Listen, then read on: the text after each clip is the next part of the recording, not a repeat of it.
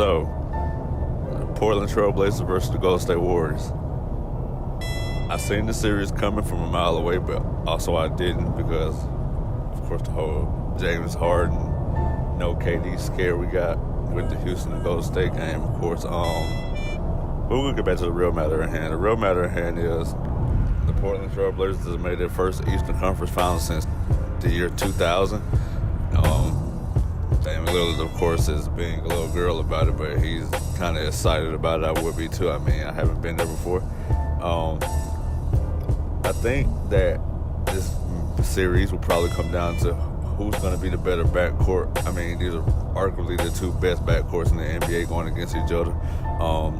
CJ McCollum, he's kind of proven that he can go get you a bucket after this Denver Nuggets series.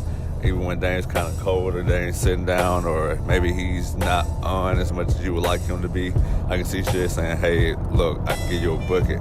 Give me the ball, run plays through me. And on top of that, you know, the guys have really stepped up off the bench. You got Zach Collins. He's played a huge, significant role for this team.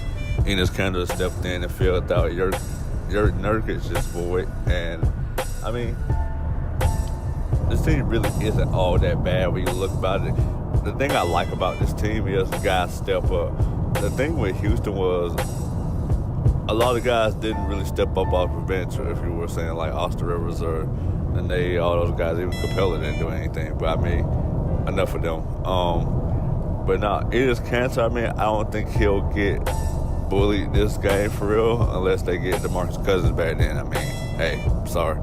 But, I mean, if you don't have KD for the first two games, I think that Portland would try to capitalize on that because, I mean, getting that one game in Golden State would kind of help you out, give you an upper hand. The more you can get without KD, the better, kind of, anyway. But, I mean, hey, it is still the Splash Bros. They still have that first-year championship warrior defense and offense. Steve Kerr is a 6-time NBA champion himself and a two-time coach. Yeah, I think that Steve Kerr will know exactly what he's doing. I think its best interest is for the Blazers to kind of get acclimated with the whole Warriors offense and defense before Kevin Durant comes back, so that way they can improve. As soon as the series starts, I think they should prep for them now, if I'm not mistaken. But I mean, when it comes to Portland and Golden State, I mean, it's a lot of things that are different, you know. Of course, you got don't have Nurkic, but you have Enes Kanter, who's kind of been doing great for these guys. Him going off for like 20 and a couple of boards wouldn't be bad. They don't really have anybody down low at Golden State who can really deal with that right now. Of course, you could probably say Draymond Green, but I would assume with Draymond Green, we're getting a lot of foul trouble with Enes Kanter. You have to kind of think about putting Iguodala out there again. You know, the depth lineup was a thing. I think Iguodala can pretty much, you know, break Mo Harkless and Al-Farouq Aminu's heart out there. I mean, defensively, I mean, they're not the offensive guys already. So I can only imagine them scoring as many points when you're playing up against Draymond Green and Iguodala in the front court.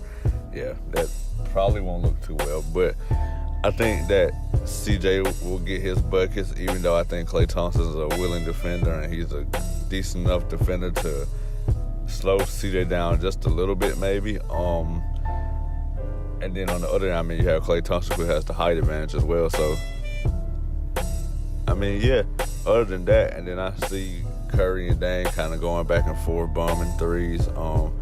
I think it's just going to come to the fact of which one gets colder first. But if I had to choose, I would probably say Steph has a more likely chance of missing because Steph Curry will take any shot. And that's not saying that it's a bad shot for him, but it's a good shot. But just saying that Dame kind of picks his shots a little wiser at the right time sometimes. And then it's like, well, that might go in. But I mean, no, I think this will be a good scrappy series for the most part, unless KD comes back, then this is a cakewalk for the Warriors. If DeMarcus Cousins come back, then, I mean, maybe we'll get to see Cousins come back before Kevin Durant, and maybe we will see DeMarcus Cousins get some offense ran through him, because I think that's desperately what he needed at that time. So, I mean, yeah, we'll see how that goes. I think if DeMarcus Cousins does come back, this will change a whole lot of things for Enes Kanter as well. He's not a defender, but Grant, I think Cousins is just has a little too much size on him to just allow Kanter to do what he wants to do. So, I mean, yeah, that's where I'm going. I'm going to probably say the Warriors in 6 games. I say Portland wins 1 in Golden State without KD, and probably 1 at home. But yeah, that's pretty much where I stand by that. So, can we see it? Can the Trailblazers finally make the NBA Finals? Of course not.